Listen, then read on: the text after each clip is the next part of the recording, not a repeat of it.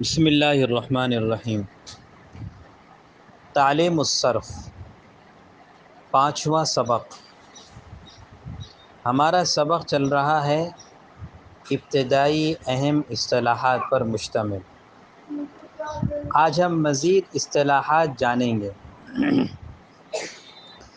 آج کی اصطلاحات کا تعلق فعل سے ہے۔ فعل کئی طرح کے ہوتے ہیں۔ آج ان فعل کی گویا کہ ہم آج کئی قسمیں ہمیں معلوم ہوں گی۔ فعل کی کتنی قسمیں ہیں، فعل کس کس طرح کا ہوتا ہے، تو آپ یوں سمجھ لیں کہ فعل کی گویا کہ 4 جوڑیاں ہیں۔ پہلی جوڑی فعل معلوم، فعل مجہول، یہ پہلی جوڑی۔ دوسری فعل مثبت، فعل منفی۔ تیسری جوڑی فعل لازم، فعل متعدی۔ چوتھی جوڑی فعل متصرف، فعل غیر متصرف۔ یعنی یہ 8 طرح کے افعال ہو گئے: فعل معلوم، فعل مجہول، فعل مثبت، فعل منفی، فعل لازم، فعل متعدی، فعل متصرف، فعل غیر متصرف۔ اب ان میں سے ہر ایک کی تعریف ہم سمجھ لیتے ہیں۔ سب سے پہلی جوڑی ہے فعل معلوم اور فعل مجہول۔ فعل معلوم اور فعل مجہول کسے کہتے ہیں؟ دیکھیں، معلوم ہم اردو میں بھی استعمال کرتے ہیں۔ جو چیز ہمارے علم میں ہو وہ کہتے ہیں بھئی یہ مجھے معلوم ہے، اور جو چیز معلوم نہ ہو کہتے ہیں مجہول ہے، بھئی یہ بات مجہول ہے، ہمیں پتہ نہیں چل رہی، ہمیں یہ معلوم نہیں۔ تو فعل معلوم وہ فعل کہلاتا ہے جس کا فاعل مذکور ہو، جس کا فاعل مذکور ہو۔ ظاہر ہے ہر فعل کا کوئی نہ کوئی فاعل تو ہوگا نا، کوئی بھی کام ہوا ہے اس کے کوئی نہ کوئی کرنے والا ہوگا۔ تو فعل معلوم وہ فعل کہلاتا ہے جس کا فاعل مذکور ہو۔ جیسے نصر زید، زید نے مدد کی۔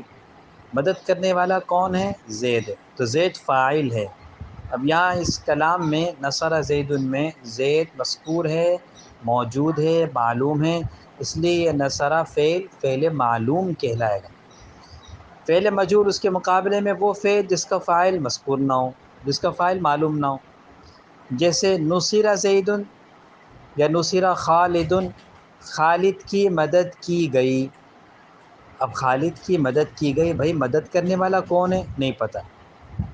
رات کا اندھیرا ہے اور کسی نے خالد کے دروازے پر راشن رکھ کے چلا گیا کوئی۔ اب خالد نے صبح دیکھا بھئی اس کے دروازے پہ راشن ہے، وہ خالد قسمہ پرسی کی حالت میں تھا، اس کی مدد ہو گئی۔ اب خالد کی مدد کی گئی، مدد کس نے کی یہ نہیں پتہ چلا۔ تو ایسا فعل جس کا فاعل معلوم نہ ہو اس فعل کو مجہول کہتے ہیں۔ چنانچہ نصر خالد، خالد کی مدد کی گئی، یہاں فاعل مجہول ہے، فاعل معلوم نہیں ہے، لہذا یہاں پر فعل مجہول کہلائے گا۔ اس کے بعد دوسری جوڑی ہے فعل مثبت، فعل منفی۔ مثبت اور منفی، مثبت منفی ہم جانتے ہیں بھئی کسی کام میں نفی نہ ہو، اس بات ہو، اس کو کہتے ہیں مثبت، اور جس کام میں نفی ہو وہ منفی کہلاتا ہے۔ لہذا فعل مثبت کسے کہیں گے؟ وہ فعل جس سے کسی کام کا ہونا یا کرنا پتہ چلے۔ جیسے نصر سعید، سعید نے مدد کی۔ اب یہاں پر مدد کرنا کا اس بات ہے، یعنی اس میں نفی نہیں ہے، بھئی سعید نے مدد کی۔ اس کے مقابلے میں منفی وہ فعل کہلاتا ہے جس میں کسی کام کا کرنا یا نہ ہونا، نہ کرنا یا نہ ہونا پتہ چلے۔ جیسے ما سمع سعید، سعید نے نہیں سنا۔ اب یہاں پر سننے کی نفی ہے، لہذا جہاں نفی ہوگی وہ فعل منفی کہلائے گا، جہاں نفی نہیں ہوگی وہ فعل مثبت کہلائے گا۔ بہت آسان بات۔ اس کے بعد جوڑی ہے فعل لازم اور فعل متعدی۔ لازم اور متعدی، دیکھیں اس بات کو سمجھنے سے پہلے یہ سمجھ لیں کہ یہ بات تو پہلے بھی سامنے آ چکی ہے کہ فعل کا فاعل ہوتا ہی ہوتا ہے۔ اب بعض فعل ایسے ہوتے ہیں کہ جن کا فاعل ہو بس بات پوری ہو جاتی ہے، اور بعض فعل ایسے ہوتے ہیں کہ فاعل پر بات پوری نہیں ہوتی، مفعول کا لانا بھی ضروری ہوتا ہے۔ لہٰذا فعل لازم وہ فعل ہے جس میں فاعل کے ذکر کرنے پر بات پوری ہو جائے، مفعول کی ضرورت ہی نہ پڑے۔ جیسے نام حامد، حامد سو گیا، بس ختم ہو گئی بات۔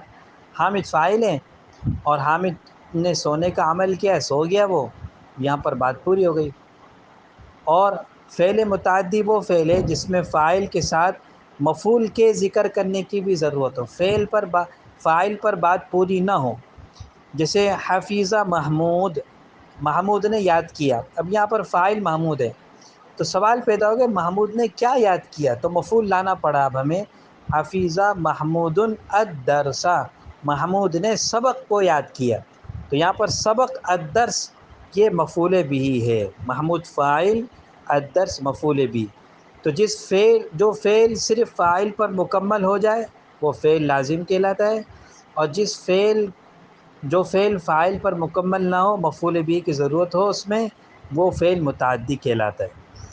آخری جوڑی ہے فعل متصرف اور فعل غیر متصرف۔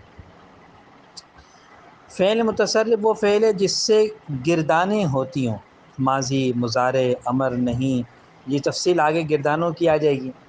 تو جس فعل کی گردانیں ہوتی ہیں وہ فعل متصرف کہلاتا ہے، اور جس فعل کی گردان نہیں ہوتی وہ فعل غیر متصرف کہلاتا ہے۔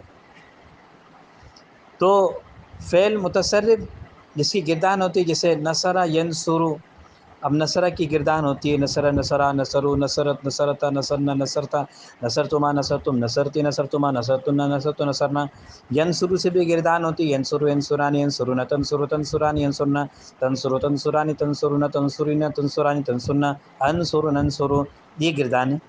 تو جس فعل سے گردان ہوگی وہ فعل متصرف، لہذا نصرہ ینصرو یہ فعل متصرف ہے کیونکہ اس کی گردان ہوتی ہے، اور غیر متصرف جس کی گردان نہ ہو، جیسے لیسا، یہ بھی فعل ہے، قرآن میں کئی جگہ لیسا استعمال ہوتا ہے لیکن اس کی گردان نہیں ہوتی باقاعدہ، جیسے نصرہ سے پورے 14 صیغے بنتے ہیں، ینصرو سے پورے 14 صیغے بنتے ہیں، پوری گردان ہوتی ہیں، ایسے لیسا سے پورے 14 صیغے نہیں بنتے ہیں، اور اس کا مزید آگے مضارع، امر نہیں بنتا، لہٰذا ایسا فعل جس کی گردان نہ ہوتی ہو وہ فعل غیر متصرف کہلاتا ہے۔